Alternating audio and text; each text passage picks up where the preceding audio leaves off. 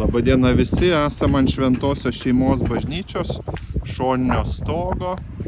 Baigiamieji mūro darbai, mes matome galutinį mūro aukštį, kuris bus čia. Yra išorinis parapetas, yra vidinis. Ant šito vidinio žiedo tokiame aukštyje formuosis metalo konstrukcijos, ant kurio dėsis pagrindinis metalo konstrukcijų žiedas, stogas, kuris ir bus visada apšviestas. Jame dėsis 2 metrų langai, kuris ir atvaizduos tą žibintą. Ačiū labai vyram, visiems darbininkam, meistram, mūrininkam, kurie padeda. Matom, yra toks sudėtingas oras, bet vyrai tikrai nuoširdžiai dirba, mūrija ir daro labai tikrai šventą, prasmingą darbą. Ir iš tikrųjų taip kuriama istorija, tiek mūsų miesto istorija, tiek lygiai taip pat ir bažnyčios istorija, ir kad žmonės tikrai jaustųsi čia kaip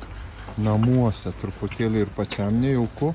Tai yra maždaug virš 8 metrai aukštis, kuriame esu. Čia yra šalia miškelis ir va čia matome koplyčios dalis, lubos, kur yra va šoniniai stogai, koplyčios stogas, šoninis įėjimas, parkelis. Ir va čia vyrai daro vidinį žiedą ir jau baigiami po biškį mūro darbai.